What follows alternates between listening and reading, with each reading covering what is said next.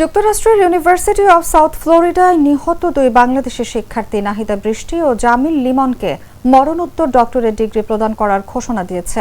বিশ্ববিদ্যালয় কর্তৃপক্ষ জানিয়েছে, সমাবর্তন অনুষ্ঠানের শুরুতে তাদের স্মরণে 1 মিনিট নীরবতা পালন করা হবে।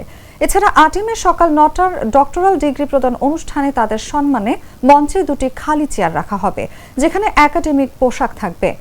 গত মাসে নিহত হওয়ার পর ইউএসএফ তাদের স্মরণে একটি শোক সভাও আয়োজন করেছিল। এখন এই বিশেষ সম্মাননার মাধ্যমে তাদের অবদানকে স্বীকৃতি দেওয়া হচ্ছে। বিশ্ববিদ্যালয় জানিয়েছে, নাহিদা বৃষ্টি ও জামিল লিমন উভয়কেই আনুষ্ঠানিকভাবে মরণোত্তর ডক্টরেট ডিগ্রি প্রদান করা হবে। জামিল ইউনিভার্সিটি অব সাউথ ফ্লোরিডায় ভূগোল, পরিবেশ বিজ্ঞান ও নীতি বিষয়ে পিএইচডি করছিলেন, আর নাহিদা পিএইচডি করছিলেন কেমিক্যাল ইঞ্জিনিয়ারিংয়ে। গত 16 এপ্রিল তারা নিখোঁজ হন। তাদের একজন বন্ধু বিষয়টি বিশ্ববিদ্যালয় কর্তৃপক্ষের নজরে আনেন। পরে পুলিশ নিশ্চিত করে দুজনই নৃশংস হত্যাকাণ্ডের শিকার হয়েছেন।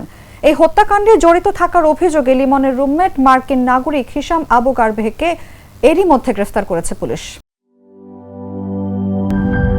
স্কিন কোটেড ইনসুলেশন সম্পূর্ণ ফায়ার রিটার্ডেন্ট আর সেলফ এক্সটিংগুইশিং, তাই বিজলি কেবলস নিজেই নিজেকে নেভায়। বিজলি কেবল, নিরাপদ আজীবন।